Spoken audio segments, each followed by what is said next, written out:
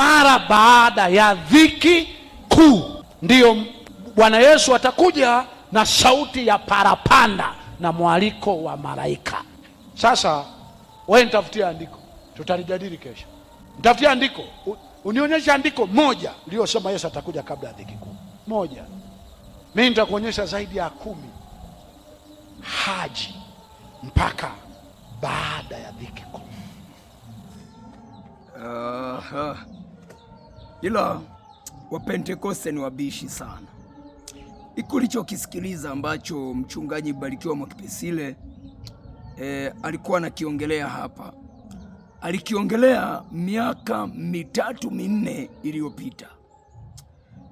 Siku alizokuwa anakiongelea kitu hiki, wengi walimpuuza sana, wakamuona amechanganyikiwa, hana akili, yaani waliongea mengi. Alipokuwa anaongelea kwamba dhiki kuu itakuja kabla kanisa halijanyakuliwa, mpinga Kristo atakuja kabla kanisa halijanyakuliwa, wengi wetu mlimuona ni mtu aliyepotea, ameiacha njia. Wapentekoste ni wabishi, wa Assemblies ni wabishi kweli kweli, yaani sumu walioingiziwa, waliomezeshwa ya kwamba dhiki kuu itakuja wakati kanisa limenyakuliwa. Mpinga Kristo atakuja wakati kanisa limenyakuliwa. Yaani unashindwa kujua kwa akili zako kwamba huyo mpinga Kristo atakuja kumpinga Mkristo gani wakati Mkristo amenyakuliwa? Mpaka anaitwa mpinga Kristo, maana yake atakuja kuwapinga Wakristo, watu ambao ni wa njia aliyokuwa anaipita Kristo, ni wafuasi wa Kristo, ndo atakuja kuwapinga. Sasa wewe unasema kwamba mpinga Kristo au dhiki kuu itakuja baada ya kanisa kunyakuliwa. Mbarikiwa aliongea, mchungaji Mbarikiwa aliongea, alitukanwa kweli kweli na ilionekana amepotea kabisa, lakini maandiko yako wazi kabisa. Ngoja nikusomee, afu nakuja kukusikizisha alichokiongea Gwajima. Gwajima ameongea baada ya kupita kanisa lake kwenye dhiki kama ile, kwenye kufungwa, wengine kupigwa, kuumizwa vibaya, ndipo wengi wakajua kwamba kumbe dhiki kuu na mpinga Kristo atakuja kabla kanisa halijanyakuliwa.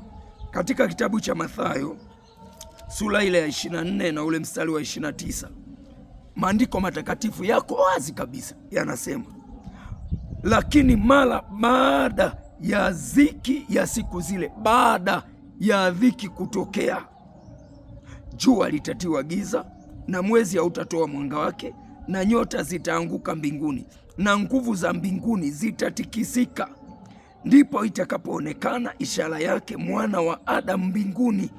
Ndipo mataifa yote ya ulimwengu watakapoomboleza, nao watamwona Mwana wa Adamu pamoja na nguvu na utukufu mwingi, naye atawatuma malaika zake pamoja na sauti kuu ya parapanda, na nao watawakusanya wateule wake toka pepo 4, toka mwisho huu wa mbingu mpaka mwisho huu. Mara baada ya dhiki ile, ndipo Yesu atakapowatuma malaika zake kwenda kuwakusanya watakatifu wake. Walikuwa bado hawajanyakuliwa, hawajakusanywa, dhiki kishaisha, ndipo Yesu atakapowatuma watu wake. Na mahali pengine panasema siku zile zisingefupizwa, asingeokoka hata mmoja, lakini kwa sababu ya watakatifu na wateule wake siku zile zitafupizwa. Sasa wewe unayesema kwamba dhiki itakuja wakati kanisa lishanyakuliwa, hayo maandiko unayatoa wapi? Hebu msikilize Gwajima, naye amekuja ameshindilia baada ya wao kupita kwenye ile dhiki. Baada ya kumsikiliza Askofu Gwajima utaelewa, na mimi nitakuwa nimeishia hapo. Amen. Unaona, nikuonyeshe, kuna watu ambao wanasema kwamba dhiki kuu itatoka tumeshanyakuliwa, lakini Yesu anasema itakuwepo dhiki ambayo haijawahi kutokea tangu kuumbwa kwa ulimwengu, na kama nyakati zile zisingefupishwa asingeokoka hata mmoja, isipokuwa kwa ajili ya wateule zitafupishwa siku hizo.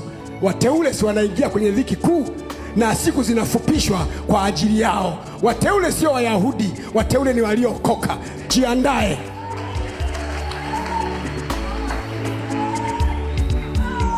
Kwa sababu ya wateule, sema tena, sema tena, zitafupishwa siku, yaani zitakuwa. Sasa nisikilize mimi sasa, mjenzi wa msingi kwa neema ya Bwana. Kama Yesu akinyakua kanisa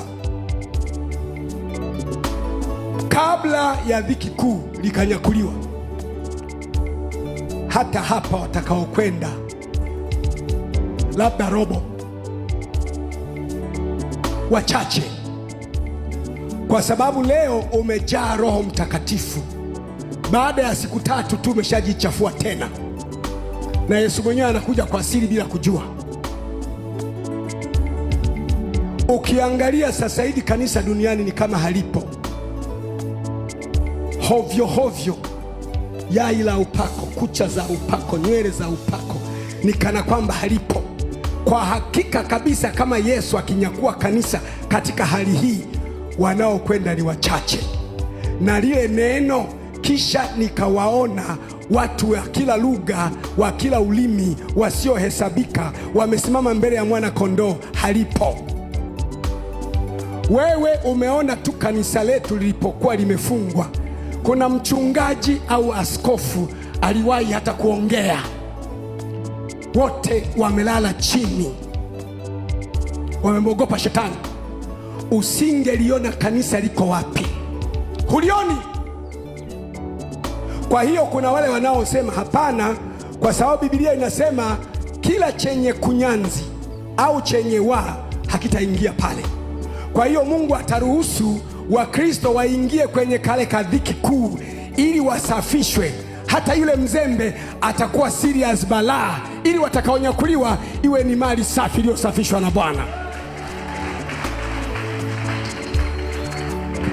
Na hiyo ina maandiko yake. Na ile ya mwisho kwamba dhiki kuu itakuja mpaka namba 66 zinaanza, ina maandiko yake.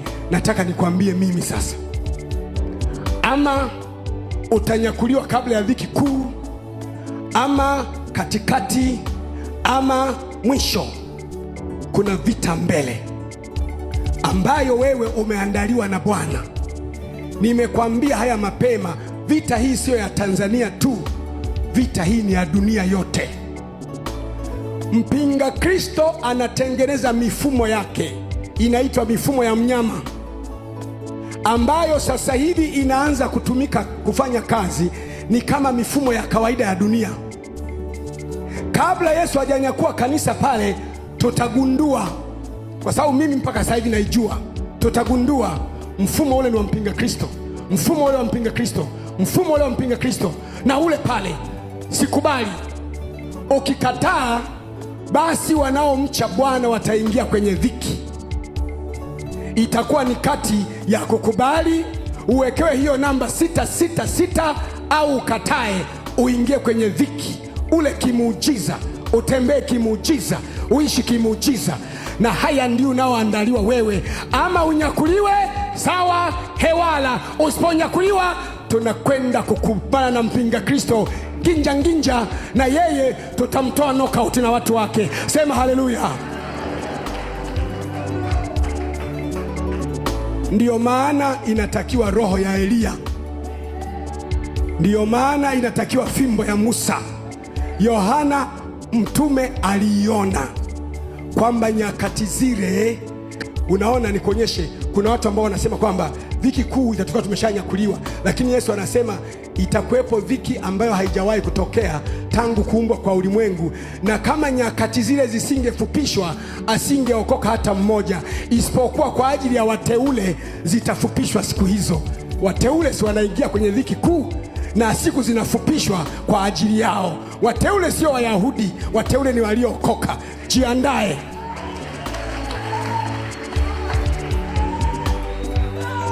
Kwa sababu ya wateule, sema tena, Sema tena, zitafupishwa siku, yaani zitakuwa ni nyakati nginja, lakini hapo Mungu ameahidi kwamba atawalinda watu wake, hawatapata madhara ya namna yoyote kati ya dhiki yoyote ijayo. Ndiyo maana sema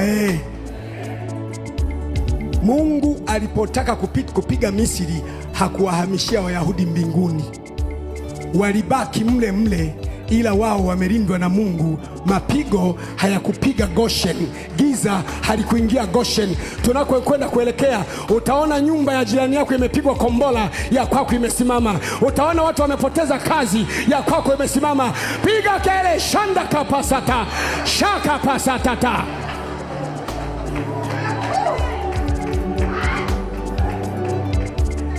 Narudi tena, Sodoma na Gomora ilipoharibika, Mungu alipotaka kumwokoa Lutu hakumhamishia mbinguni, alimkimbizia kwenye mji unaitwa Soari. Ni pale pale, lakini moto wa Sodoma na Gomora haufiki, ila ni duniani hapa hapa tu. Akamweka pembeni ili kanisa lichujwe, lipatikane kanisa lisio na mawaa, safi kabisa. Unapoanza wakati wa kuishi kwa imani, hata aliyekuwa na michanganyo inaacha.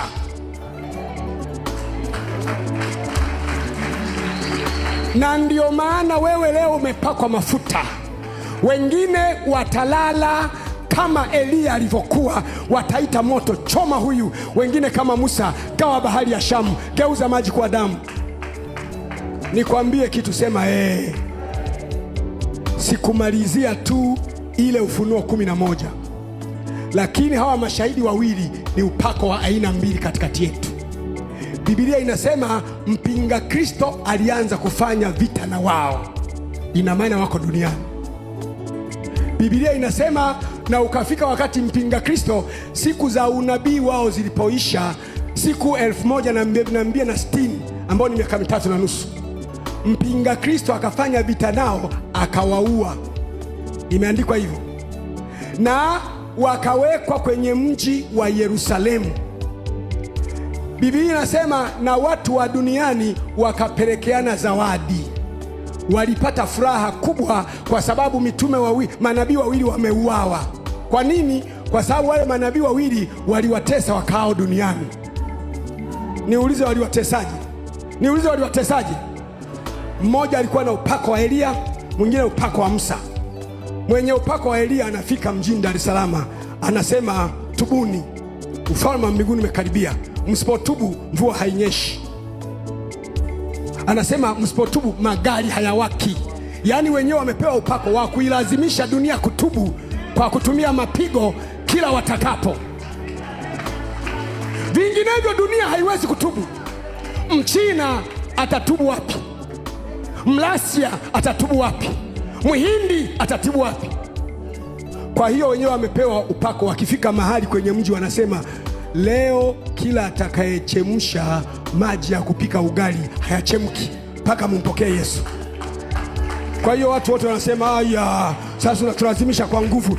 Kwa hiyo walishachukiwa na dunia, walishaonwa ni adui wa progress. Kuna mifumo minne inaitwa mifumo ya mnyama, ambayo nafikiri hapo katikati, baada ya hili jambo, tutakuwa na semina ya siku moja ya makanisa yetu yote hapa Dar es Salaam, kuanzia asubuhi mpaka jioni. Nataka nikushushie hiyo nondo, ujiandae, ili yeye ajaye atakapokuja anapigwa vile vile kama ambavyo huwa anapigwa siku zote. Sema fire!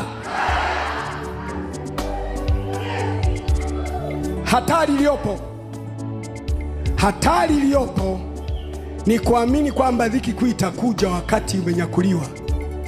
Unashangaa unakutana na jamaa kichwa kwa kichwa, jamani mbona? Halafu taanza kuambiwa kwamba hizi sio 66, si kanisa lijanyakuliwa, ni namba tu nawekewa tu, hamna wasiwasi.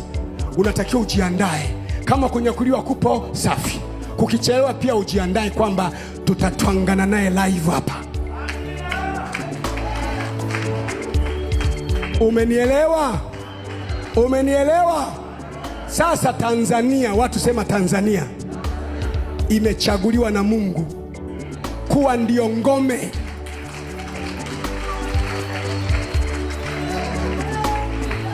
Mimi nikikwambia jambo jipya wakati tu, Tanzania imechaguliwa na Mungu, itakuwa ndiyo ngome ya kucheza mechi na watu wa mpinga Kristo, na mechi litachezwa sawasawa, na atakayeongoza mechi ni Musa na Eliya wa ufufuo na uzima.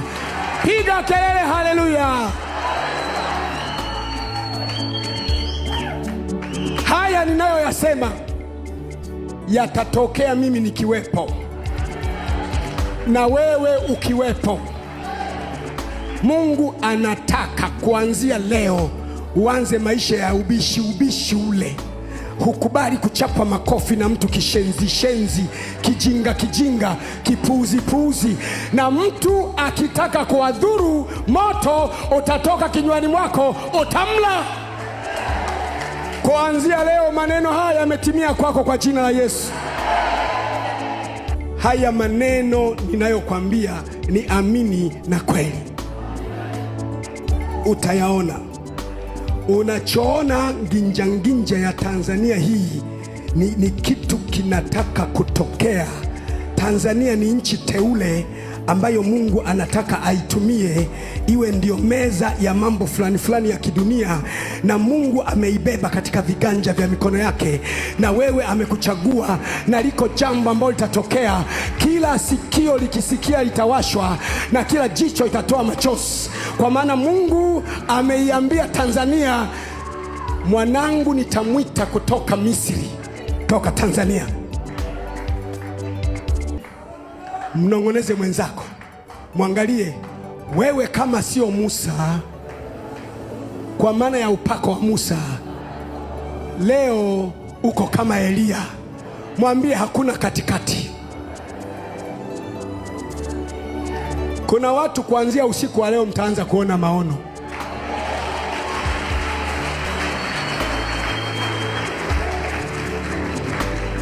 Hujafunga bure. Hapo ulipo sasa una nguvu. Una nini?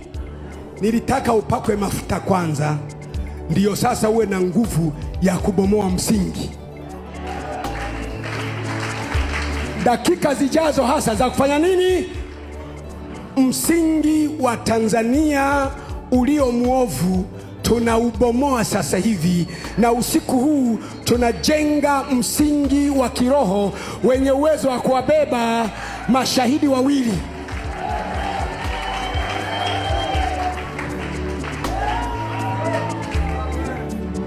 Narudia tena, taifa la Israeli halishindwi kwa sababu ya msingi wake. Hata linapokosea wanapelekwa tu Misri, wanarudishwa. Wanakosea tena, wanapelekwa Babiloni, wanarudishwa. Wanakosea tena, wakapelekwa miaka 2000, wakarudishwa. Kwa nini? Kwa ajili ya msingi. Na usiku huu tunataka kubomoa msingi wa uovu uliopo. Tunataka tujenge msingi wenye kuwabeba mashahidi wawili na mizeituni miwili. Hata kama unachechemea, utabaki kwenye msingi huo, ili akija mnyama unamfyatua, na baadaye parapanda ya mwisho inalia, tunakwenda zetu. Nataka ujiulize mwenyewe, kwa matendo yako wewe hayo, Yesu akija unaenda mbinguni? Ujipeleze mwenyewe kwa matendo yako wewe hayo, ambayo hata mimi siyajui. Si unajua wewe, Yesu akija unarudi mbinguni, wewe unaenda? Unataka huendi mpaka utapitishwa. Itapita wakati utaanza kutembea juu ya kamba ya utakatifu, kwa sababu wakati ule kuacha utakatifu ni kukata shingo. Mafuta hayo leo umepewa. Ziko nyakati mbele utayakumbuka ya maneno. Nitakutangazia pengine wiki 2 zijazo, tutaandaa semina ya Jumamosi ya mkesha kama huu.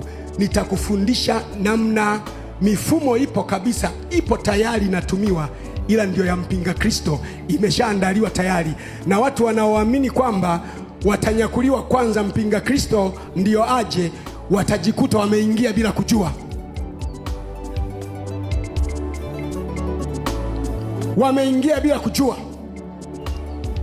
ila leo umepokea kitu cha thamani. Kitunze. Nisikilize mimi, hata kama humjui kabisa Elia, kuna wale ambao kuanzia leo jichunguze moyoni mwako, usome habari za nani ama za Elia. Concentrate na za Elia. Elia alikuwa mtu wa namna gani? Concentrate. Wale wanaosikia mimi ni kama Musa, napenda kutandika mapigo, nitandike watu, msome Musa. Wanaosema mimi akija mtu mbaya moto, soma Elia. Tutajikuta hapa katikati kuna upako wa aina mbili hapa.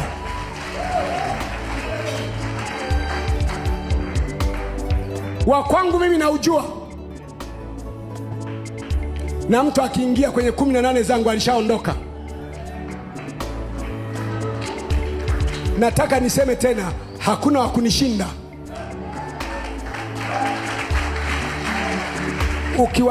Wenye hekima wakinisikia mimi watasema hivi, ana kiburi, anajidai.